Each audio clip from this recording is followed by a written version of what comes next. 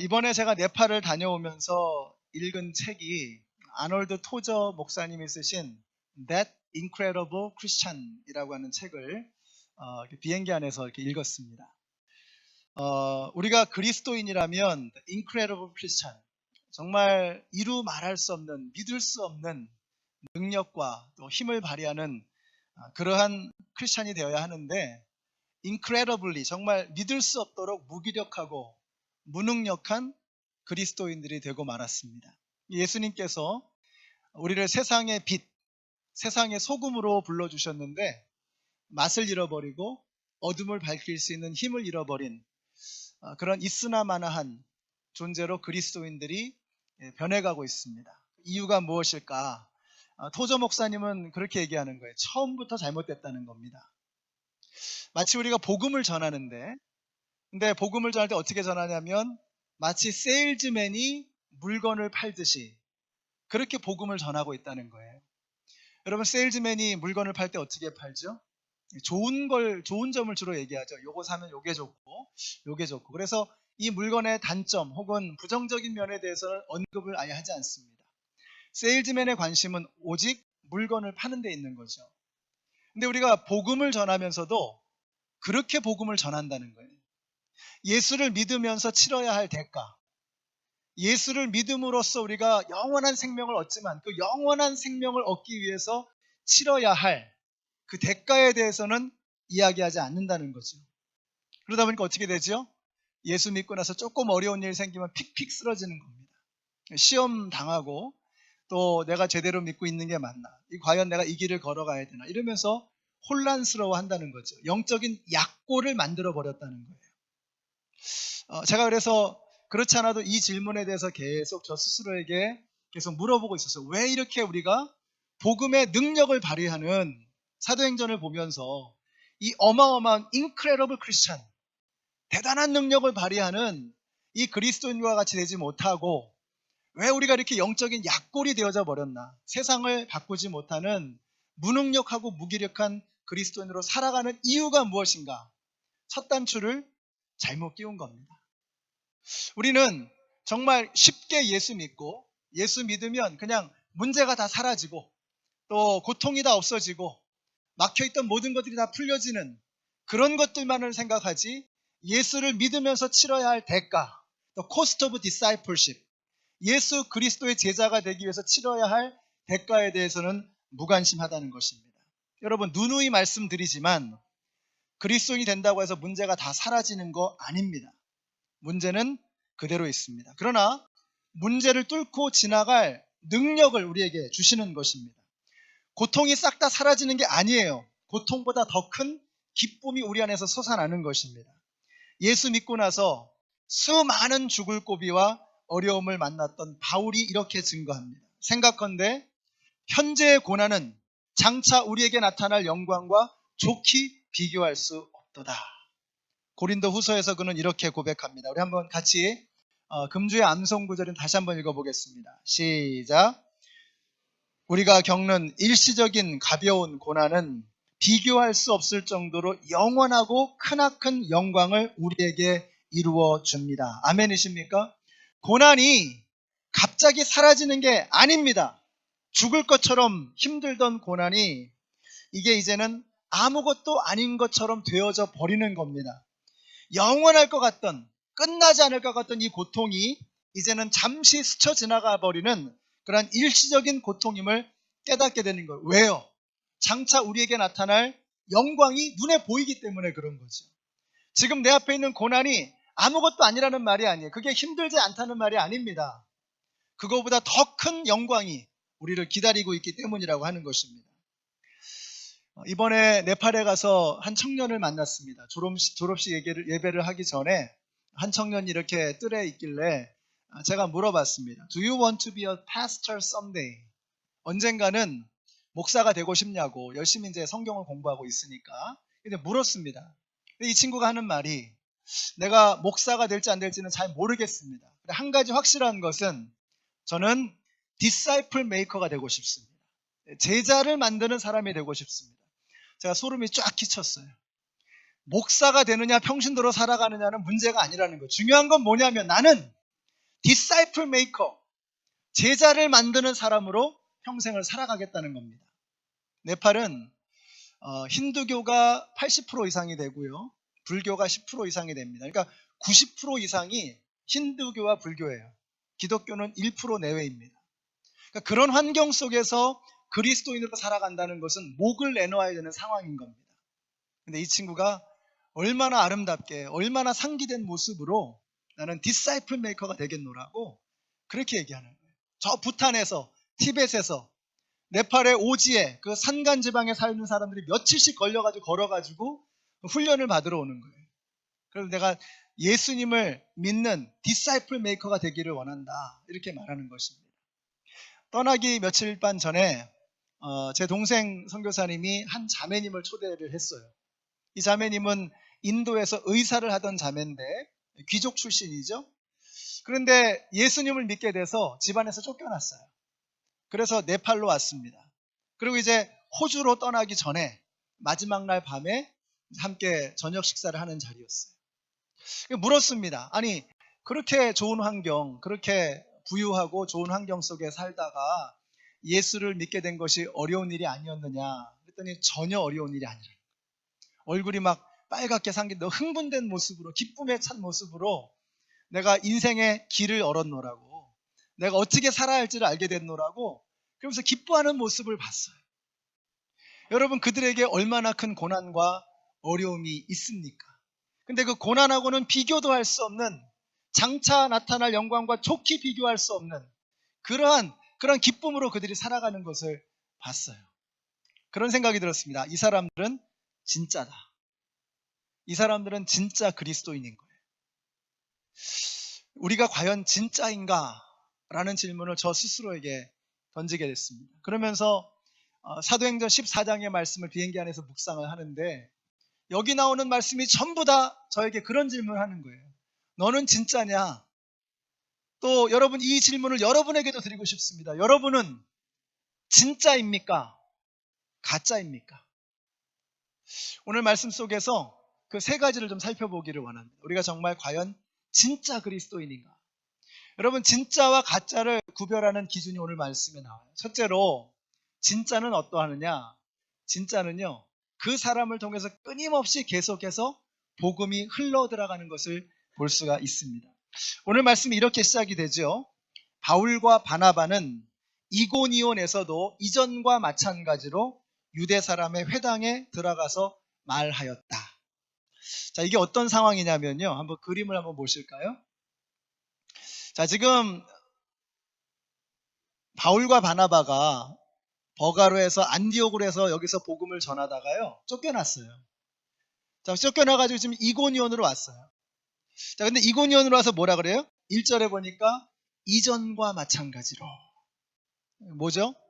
박해를 받든지 환영을 받든지 이 사람들은 상관이 없는 거예요. 이전과 마찬가지로 그들은 쫓겨다니면서도 여전히 예수 그리스도의 복음을 증거하는 것입니다. 여러분, 이고니온에서 또 쫓겨나 이제는 루스드라로 가게 됩니다. 거기서는 돌에 맞아서 죽을 뻔했어요.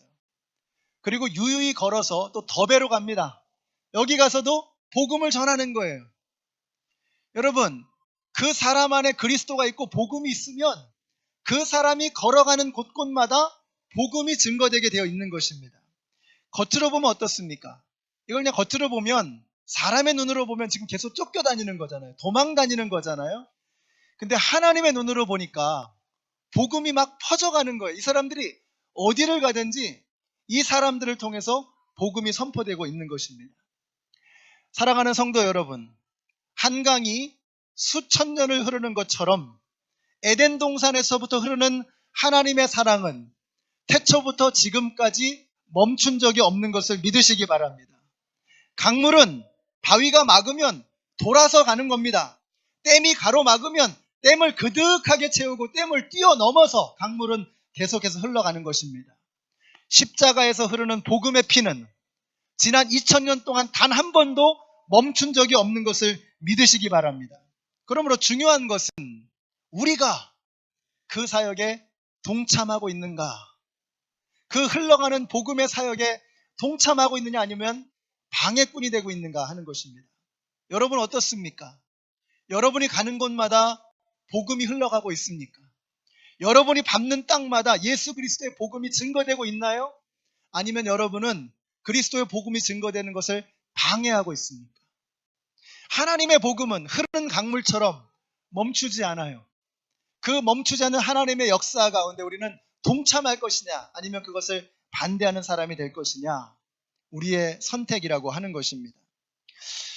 저는 우리 연합장로교회가 창립 50주년을 맞이해서 이 하나님의 흘러가는 복음의 역사에 더욱더 힘차게 동참할 수 있게 되시기를 예수님의 이름으로 축원합니다. 여러분, 사람이 숨을 계속 들이마시기만 하면 어떻게 될까요? 죽습니다. 죽는 거예요. 계속 숨을 들이마시기만 하면 죽는 거예요. 사람이 숨을 들이마셨으면 그 다음에는 내쉬어야 하는 것입니다. 내쉬어야지만 살 수 있는 거예요. 우리는 어떻습니까? 이 자리에서 열심히 말씀을 듣고 찬양을 드리고 예배를 드리고 성경 공부도 하고 은혜를 받고 성령으로 충만하고, and then so what? 그 다음에 우리가 은혜 받고 어떻게 되는 거예요? 세상에 나가서 우리가 받은 들이마신 숨을 내쉬어야죠. 근데 들이마시고만 있으면 어쩌자는 거예요? 죽는다는 겁니다. 지난 50년 동안 우리 연합장로교회가 하나님의 은혜를 얼마나 많이 받았는지 몰라요. 이제는 저는 내쉬어야 할 때라고 생각합니다. 들이마셨으니 내쉬어야 하는 겁니다. 내쉬면 좋겠다가 아니라 내쉬지 않으면 죽는 거예요. 연합장로교회가 살 수 있는 비결이 뭐냐? 받은 은혜가 많으니 이제는 내쉬어야죠. 어제 호세아서 7장의 말씀을 우리가 새벽 기도 시간에 함께 묵상을 했습니다. 호세아서 7장에 보시면 뒤집지 않은 호떡 이야기가 나와요. 밀가루 반죽을 해가지고 굽는데, 화덕에 굽는데 이걸 뒤집지 않은 거예요. 이스라엘 백성들이 꼭 그 모양이라는 겁니다. 뒤집지 않으면 어떻게 되죠? 한쪽만 구워지는 거죠. 한쪽은 타고 있는데 한쪽은 아직까지 안 익는 거예요. 그걸 어떻게 먹겠습니까? 하나님께서 이스라엘 백성들이 뒤집지 않은 호떡 같다는 거예요. 뒤집지 않은 팬케이크 같다는 거예요. 우리가 여기서 은혜 받고 여기서 하나님 만나고 숨을 들이마시고 성령으로 충만하고 그리고 세상에 나가서 아무 일도 하지 않는다, 숨을 내쉬지 않는다, 그건 뒤집지 않은 호떡이라는 겁니다. 우리 연합장로교회가요, 양쪽으로 노릇노릇 구워져 가지고 주님 드시기에 좋은 맛있는 그런 호떡, 그런 팬케이크, 주님 앞에 온전히 드려지는 그런 제물이 되시기를 바라요. 들이마시면 내쉬어야 하는 것입니다. 우리가 진짜라면, 하나님의 은혜를 받았다면 우리를 통해서 복음이 흘러가야 되는 것입니다. 그게 진짜 그리스도인의 모습이라는 거예요. 그렇다면 한번 우리 스스로에게 물어보십시다. 나를 통해서 과연 복음은 흘러가고 있는가? 가짜 그리스도인들은요, 그리스도의 복음이 흘러가는 것을 가로막는 것입니다. 그러나 진짜는 그 사람을 통해서 그 사람이 밟는 땅마다 복음이 막 흘러가는 거예요. 우리 그런 진짜 그리스도인들이 다 되시기를 예수님의 이름으로 축원합니다. 자, 두 번째로 복음이 흘러 들어가면 어떻게 되느냐? 여러분, 복음이 흘러 들어가면요, 거기서 소란이 일어나는 거예요. 그 사람이 진짜 그리스도인이라면, 진짜 복음을 담고 있는 사람이라면 그 사람이 밟는 땅마다 소동이 벌어져야 하는 것입니다. 자, 4절 말씀을 보세요. 그 도시 사람들은 두 편으로 나뉘어져서 더러는 유대 사람들의 편을 들고 더러는 사도들의 편을 들었다라고 말씀하고 있어요. 이게 보이세요? 지금 복음 때문에 평온하던 이고니온이 두 쪽이 난 게 지금 보이세요? 복음이 흘러 들어가면요, 가짜 평안, 가짜 평강은 다 사라지고 진짜가 드러나게 돼 있어요. 그래서 소동이 일어나야 되는 겁니다. 소란이 일어나야 되는 거예요. 예수님도 말씀하셨죠. 내가 이 세상을 왔는데 화평을 주러 온 줄로 생각하지 말아라. 내가 화평을 주러 온 것이 아니라 뭐예요? 검을 주러 왔노라. 검을 주러 오셨다고 말씀하세요. 누가복음에서는 내가 분쟁을 일으키려고 왔다라고 말씀하셨어요. 검이 무엇입니까? 검은 지나가는 모든 자리를 다 두 쪽을 내는 겁니다. 예수 그리스도의 복음의 검이 우리를 지나면 두 쪽이 나야 되는 거예요. 그래서 십자가 앞에서 우리는 두 쪽이 나는 거예요. 둘 중에 하나입니다. 예수를 받아들이든지 거부하든지.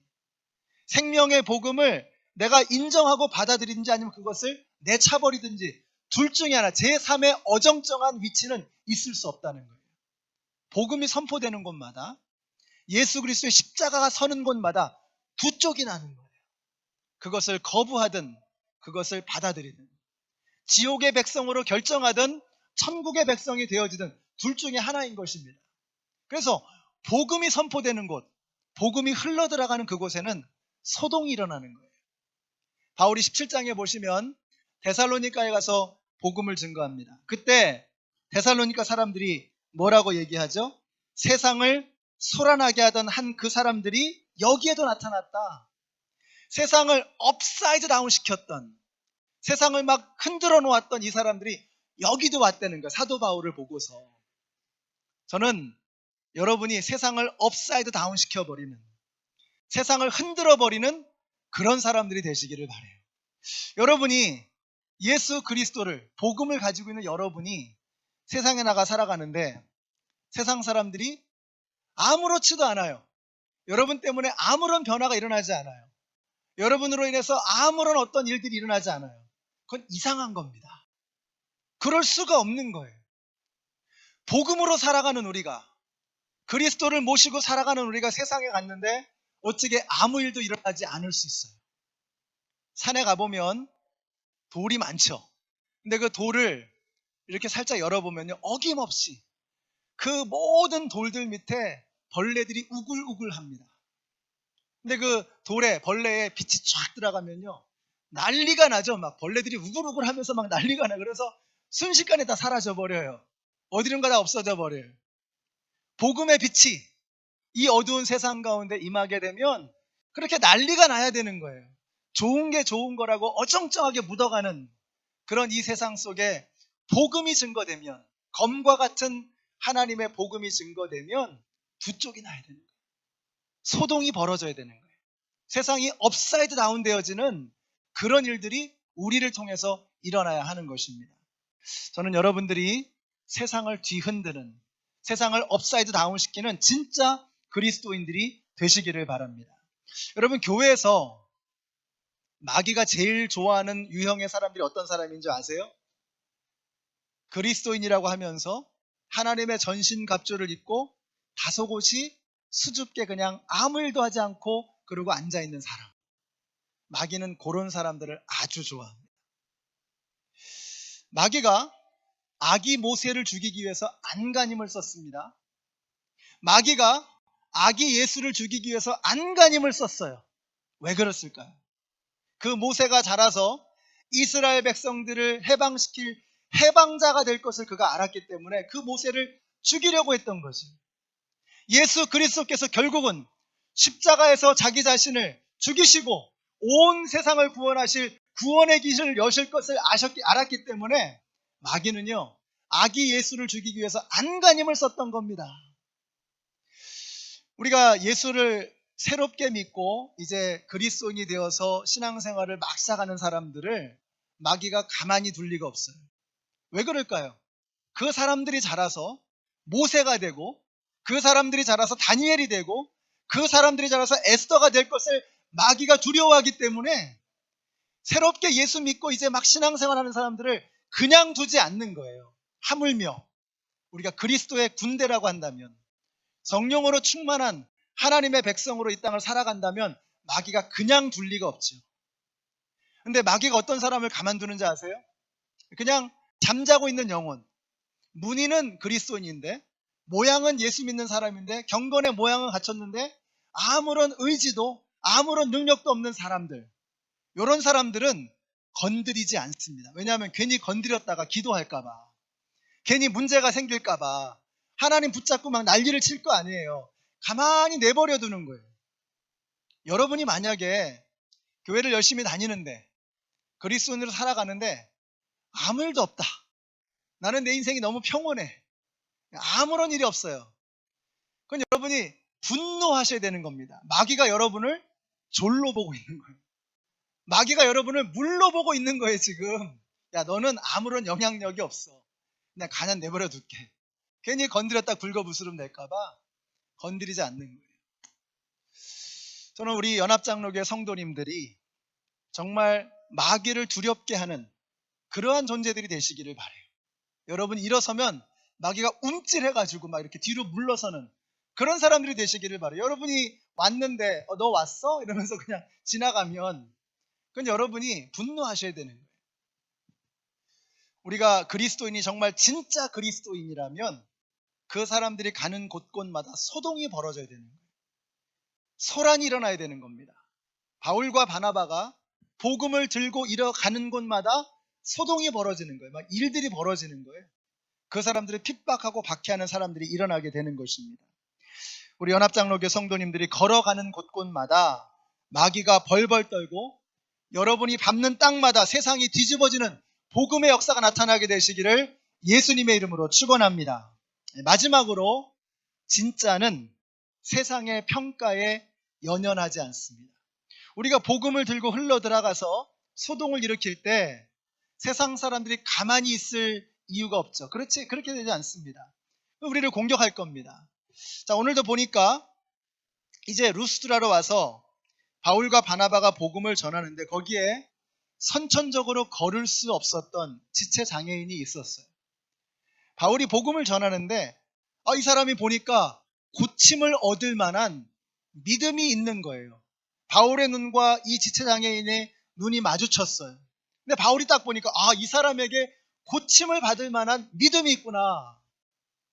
여러분 제가 이렇게 봐도 이분이 지금 오늘 점심 메뉴가 뭔가 배가 고파가지고 메뉴 생각하고 있구나 하는 분하고 정말 심령이 갈급해서 하나님의 말씀이 갈급해서 하나님의 말씀으로 굶주려 있는 그 눈빛이 보인다니까요. 저는 여러분이 하나님의 말씀에 갈급한 그런 눈이 되시기를 바라요.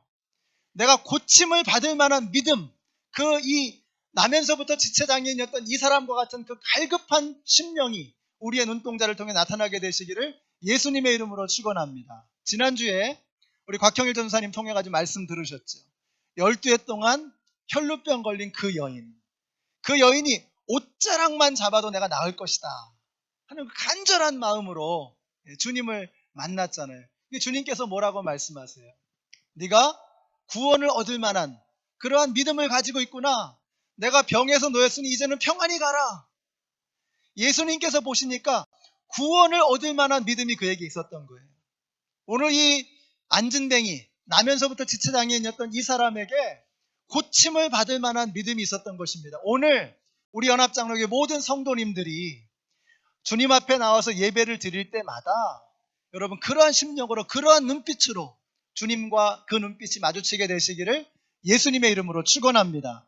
그래서 여러분의 삶에 질병이 고쳐지게 되시기를 바라요. 문제가 해결되게 되시기를 바라요. 우리에게 그런 고침을 받을 만한 믿음이 있게 되시기를 축복합니다.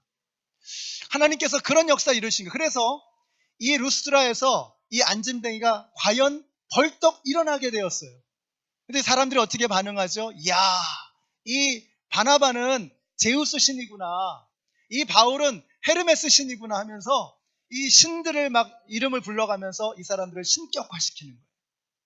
바울이 어떻게 하죠? 옷을 찢으면서 너희들이 예배해야 될 상은 우리가 아니라 이 모든 천지 만물을 지으신 하나님이라고 하나님을 향해서 칭송을 올려드리는 것입니다. 자, 그런데 안디옥과 이고니에서 온 사람들이 바나바를 또 모함해가지고 이 사람들을 어떻게 결국은 바울을 돌로 더 죽이려고 하죠. 바울이 돌에 맞아가지고 기절을 해가지고요 성 바깥으로 버림을 받았어요. 어떻게 하죠? 바울이 벌떡 일어나가지고 하나님께서 그를 일으켜 세우셔서 이제는 계속해서 더베를 향해서 복음을 증거하러 나가는 거예요. 무엇입니까? 바울과 바나바는 사람들이 자기 자신을 신격화시키든 돌로 쳐서 죽이려고 하든 it doesn't matter. 전혀 중요한 게 아니었던 거예요. 예수님도 그러셨죠?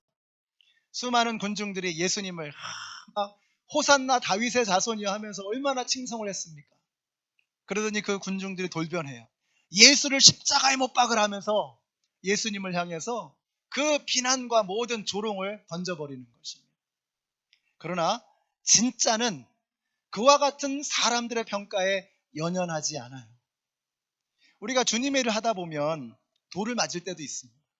비난을 받고 오해를 받을 때도 있어요. 또 주님의 일을 하다 보면 막 사람들이 칭송하고 막 들었다 놨다 하는 거죠. 근데 진짜는 여기서 구별이 가는 거예요. 여기서 판별이 가는 거예요. 진짜는 사람들의 평가에 연연하지 않는다니까요. 사람들이 뭐라고 하든, 사람들이 아무리 신격화시키려고 해도, 칭송을 해도 모든 영광 하나님께.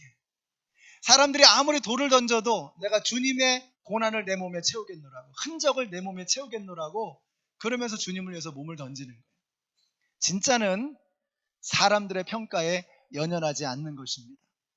우리 연합장로교 성도님들, 여러분이 주님의 일을 열심히 하시면서 사람들이 칭송할 때도, 사람들이 우와 할 때도, 여러분을 향해서 칭송하면서 와 할 때도 여러분이 으쓱하지 마시고요. 여러분을 향해서 우 할 때도 여러분이 의기소침하지 마시고 사람들의 평가에 흔들리지 마세요. 그건 가짜들이나 하는 것입니다. 진짜는 흔들리지 않아요. 우리 연합장로교 성도님들은 진짜가 되시기를 축복합니다.